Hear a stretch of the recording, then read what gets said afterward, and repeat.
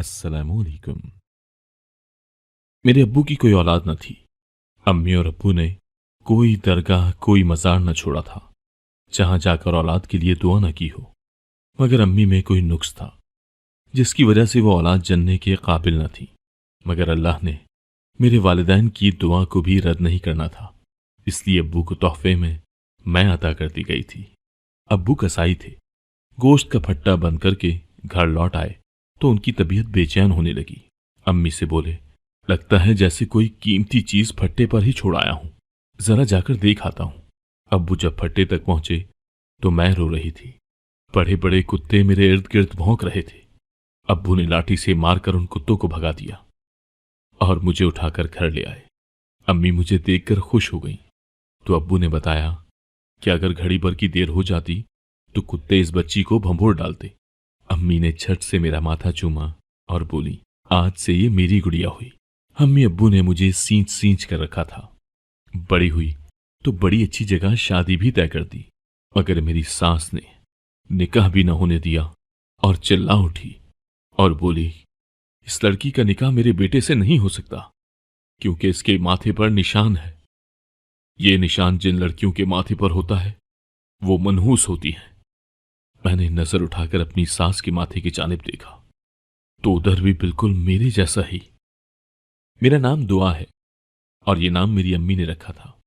वो कहती थी कि अल्लाह ने तुम्हारी सूरत में मेरी दुआ कबूल कर ली थी, इसीलिए तुम्हारा ये नाम रखा गया है।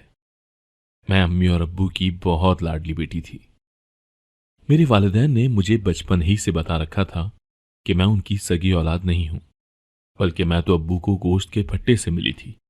एक दिन मैं अपनी अम्मी से बोली, अम्मी, अगर आप मुझे ये सच ना बताती कि मैं आपकी औलाद नहीं हूं तो मुझे कभी सच्चाई का इल्म ही ना हो पाता।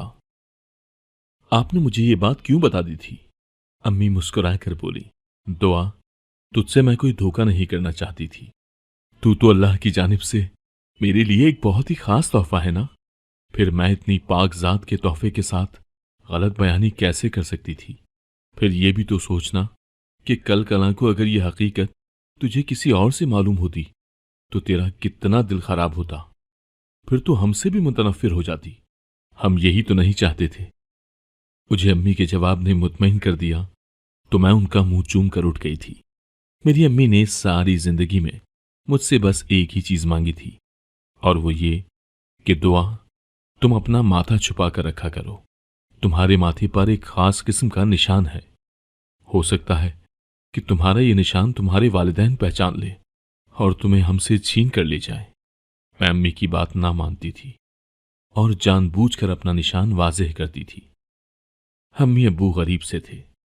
मेरी एक ख्वाहिश पूरी करने के लिए उन्हें अपनी 100 जरूरतों को मारना पड़ता था। मैं अक्सर सोचा करती थी कि क्या पता मेरे हकीकी वालिदैन बहुत अमीर हों, वो मुझे इस निशान से पहचान ले और मुझसे माफी मांगने चले आए, मुझे पैसे भी दे जाया करें और उन पैसों से मैं अपने वालिदैन की सारी ख्वाहिशात पूरी कर दूंगी। यही सपने सोचते सोचते मैं जवान हो गई थी। मैं जान गई थी कि ये ऐसी ख्वाहिश थी जो कभी पूरी नहीं हो सकती थी। और फिर ये भी तो था ना कि अगर मेरे वालिदैन ने मुझे पहचानना ही होता तो फिर मुझे गोश्त के फट्टे पर कुत्तों की खुराक बनने के लिए क्यों छोड़कर जाते? वो मुझे ईदी के पालने में भी तो डाल सकते थे ना। हकीकत बड़ी तल्ख होती है और मुझ पर यह तल्ख हकीकत आश्कार हुई तो मेरा लहजा भी कड़वा हो गया था। बात बेबात पर मैं लड़ने झगड़ने लगती थी। मेरा दिल करता था मैं अपने माथे का निशान खरोच कर उतार फेंकूं। इस मुश्किल वक्त में भी मुझे मेरी अम्मी ने ही संभाला था। वो कहा करती थी, दुआ, तू बिना वजह अपने वालिदैन से बदगुमान मत हो सकता है वो ये सब किसी बड़ी मजबूरी में कर गए हों। मैं सर झटक देती थी। मेरे कॉलेज की तालीम मुकम्मल हुई तो अम्मी अब्बू मेरे लिए रिश्ता ढूंढने लगे थे। अब अम्मी बड़ी उदास रहा करती थी। अक्सर उनकी आंखें भीगी होती थी। मैं अम्मी से वजह पूछती तो कहती, दुआ, तेरे बगैर रहने की आदत नहीं है। मुझे ऐसा लगता है जैसे तू मेरी रगों में दौड़ने वाला खून है। मैं तुझसे कभी जुदा नहीं हुई तो तेरी रुखसती का सोचकर उदास हो जाती हूं। दुआ, तू ही बता, मैं तेरे बगैर कैसे रहूंगी? मैं हंसकर बोली, अम्मी इतनी ही उदासी है तो अब्बू से कहो कि वो मेरा रिश्ता ढूंढे ही ना। मैं सारी जिंदगी आप दोनों के साथ हंसी खुशी गुजार सकती हूं। अम्मी बोली, बेटी, ये फर्ज हर माँ बाप को पूरा करना ही पड़ता है, यही जमाने की रीत है।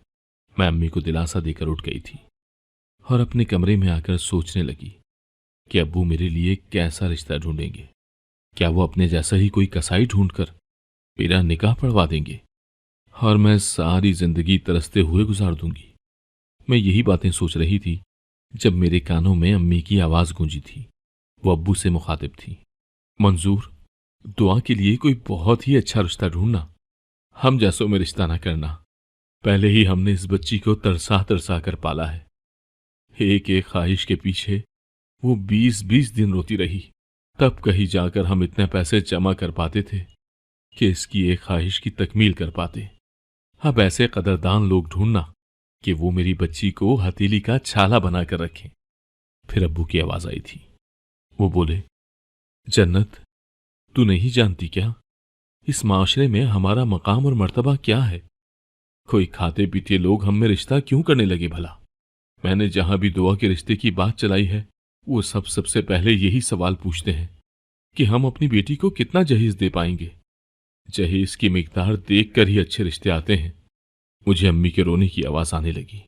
वो बोली, अल्लाह अगर बेटी दे तो उसका बहुत अच्छा नसीब दे।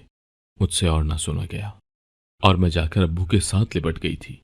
फिर अम्मी की गोद में सर रखकर बोली, अम्मी, मैं इसी आंगन में पल बढ़कर जवान हुई हूं। मैं महलों में नहीं पली जो आप लोग मेरे रिश्ते का सोचकर घुलते जा रहे हैं। आप मेरा ब्याह जिस घर में भी करेंगे, मैं वहां बखूबी गुजारा कर लूंगी। खबरदार, मैं आज के बाद आप लोगों के मुंह से ऐसी बात ना सुनूं, नहीं तो मुझे बहुत रंज होगा। अम्मी अब्बू ने मेरे साथ वादा कर लिया था तो उसे निभाया भी था। मैंने उस दिन के बाद कभी अम्मी अब्बू को मेरी शादी का जिक्र करते नहीं सुना था। अब्बू अभी भी अपने भट्टे पर बैठा करते थे। मेरा दिल अब्बू के लिए बहुत खफा होता था कि अगर उनका कोई बेटा होता तो वो इस उम्र में भी मेहनत मजदूरी न कर रहे होते।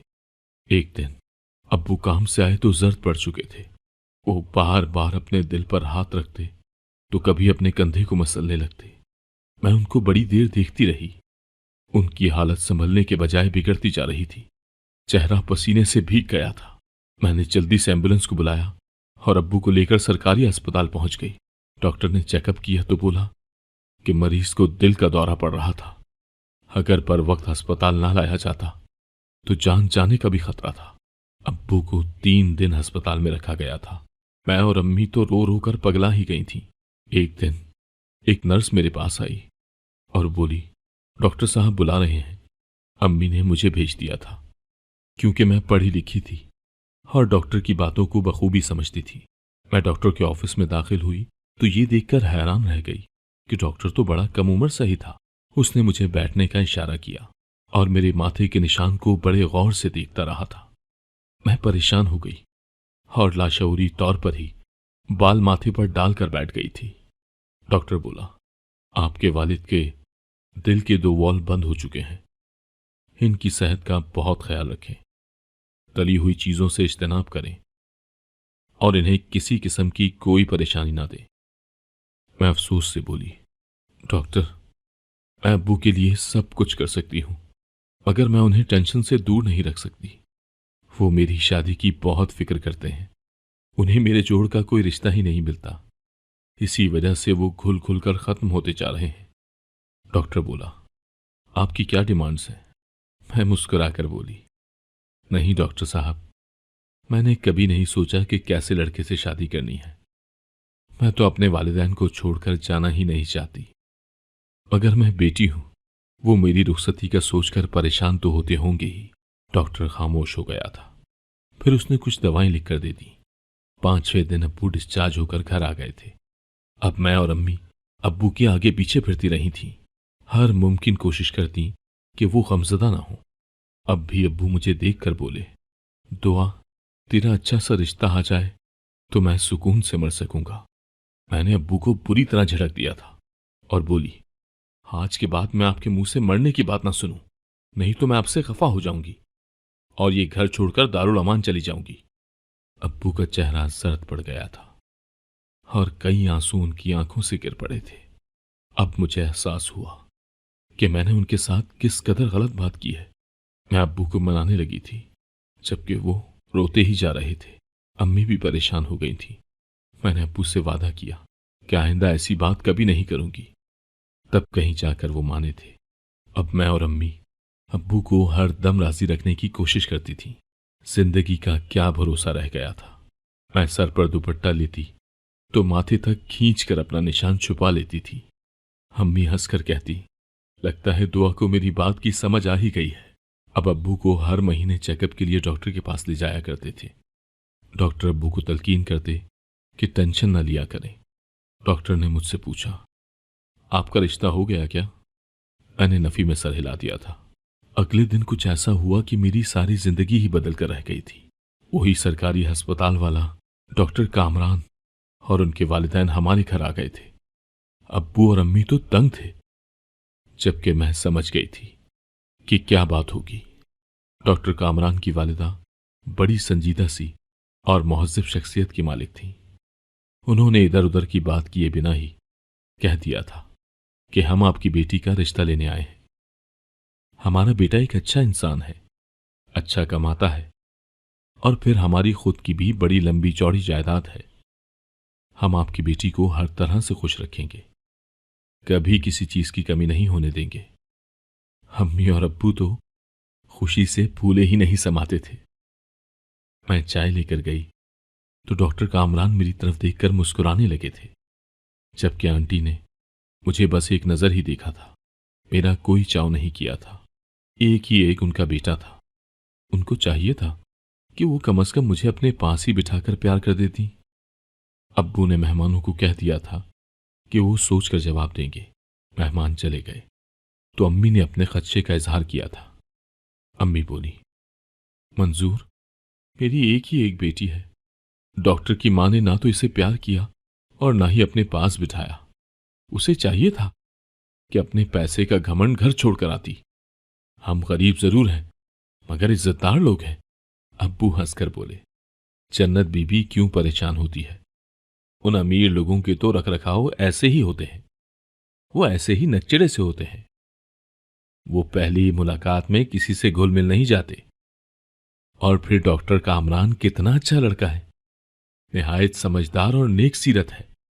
अपने से कम को भी इतनी इज्जत देता है कि दिल बाग बाग हो जाता है। फिर ये भी तो सोचना कि हमारी बच्ची जिस घर ब्याह कर जाएगी वहां उसकी हर ख्वाहिश पूरी होगी। उसको किसी चीज के लिए तरसना नहीं पड़ेगा। मुझे तो रिश्ता मुनासिब लगा है। अगर दुआ की मर्जी हुई तो मैं हां कर दूंगा। अम्मी ढीली सी आवाज में बोली, मंजूर लड़का तो वाकई अच्छा है, मगर मुझे उसकी मां अजीब लगी है। ये ना हो कि शादी के बाद हमारी बच्ची को तकलीफ दे। अब्बू बोले, अमीर सासें बहुओं को तंग नहीं करती। ये तेरे जैसी औरतें ही कहती हैं कि बहू ने झाड़ू ठीक से नहीं लगाया, कपड़े अच्छे नहीं धोए। उन्होंने कौन सा काम करवाना है हमारी बेटी से? अब्बू ने मुझसे पूछा तो मैंने कह दिया कि आपका हर फैसला मुझे मंजूर है। अम्मी हंसकर बोली, बाप का नाम लेते शर्म नहीं आती? हम आज बड़े दिनों के बाद दिल से हंसे थे। अब्बू ने रिश्ते के लिए हां कर दी थी।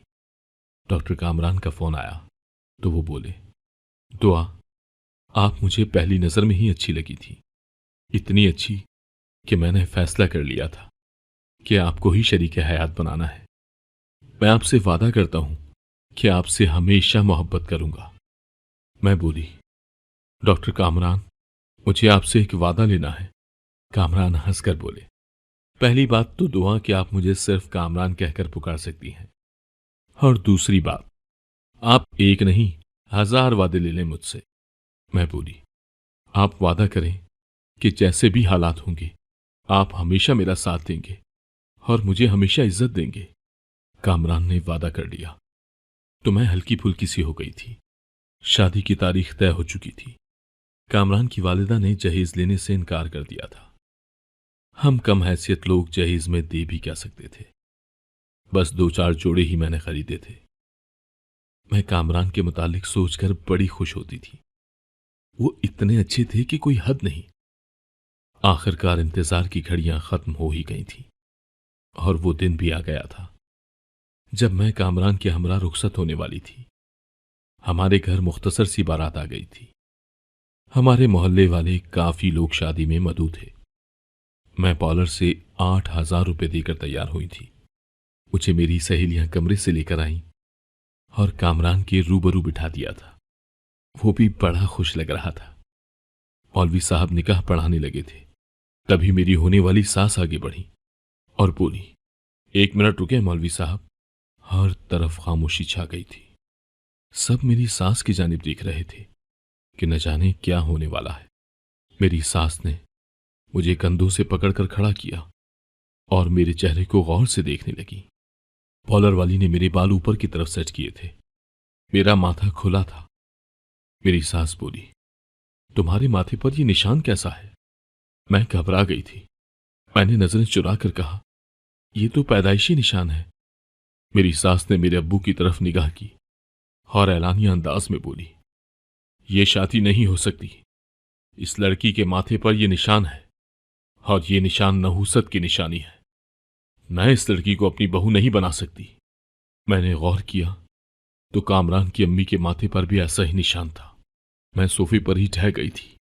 कामरान बोला, अम्मी आप ये क्या कह रही हैं? आप मेरे साथ ये ज्यादती नहीं कर सकती। मगर उस अमीर साथी ने कुछ सुना ही नहीं था। वो तन फन करती हमारे घर से निकल गई थी, जबकि मैं उजड़ी हुई बैठी रह गई थी। मेरी मुख्तसर सी बारात लौट गई थी। अब्बू का चेहरा जर्द पड़ गया था। मैं जल्दी से उठी और अब्बू का हाथ थामकर उन्हें अपने साथ कमरे में ले गई। उनकी हालत बिगड़ने लगी थी। मैंने उनको जबान के नीचे गोली रखने को दी थी, मगर अब्बू की हालत बिगड़ गई थी। उनको हार्ट अटैक हो गया था। शादी का घर सोग में घिर गया था। मैं और अम्मी तड़प तड़प कर रो रही थी। किसी ने एम्बुलेंस बुला दी तो हम अब्बू को लेकर अस्पताल पहुंच चुके थे। अब्बू को आईसीयू में दाखिल कर लिया गया था। दूसरी बार का हार्ट अटैक बहुत जबरदस्त हुआ था। डॉक्टर ने दुआ के लिए कह दिया था। मैं और अम्मी एक दूसरे के गले लगकर रोती रह गई थी। डॉक्टर्स ने ऑपरेशन का कहा। कल अब्बू का ऑपरेशन होना था और वो मुसलसल बेहोश थे। कहने को तो सरकारी अस्पताल में ऑपरेशन था, मगर यहां भी हजारों अखराजात निकल आते हैं। हम मां बेटी बेयारो मददगार थी। मैंने अम्मी को अस्पताल में रुकने का कहा और खुद पैसों का इंतजाम करने निकल खड़ी हुई थी। मैं परेशान थी कि आखिर किसका दरवाजा खटखटाऊं। भरी दुनिया में हमारा था ही कौन। मुझे रह रहकर डॉक्टर कामरान और उसकी मगरूर मां पर गुस्सा आ रहा था। हम अच्छी भली जिंदगी गुजार रहे थे कि उन्होंने आकर सब कुछ तबाह कर दिया था। मैंने सोचा कि पहले अपने दिल की भड़ास निकाल लूं, फिर जाकर पैसों का इंतजाम करूंगी। मैंने कामरान के घर की राह ली थी। मैं तो इतने बड़े बंगले को देखकर ही शजदर रह गई थी। क्या मैं इस घर की बहू बनने जा रही थी?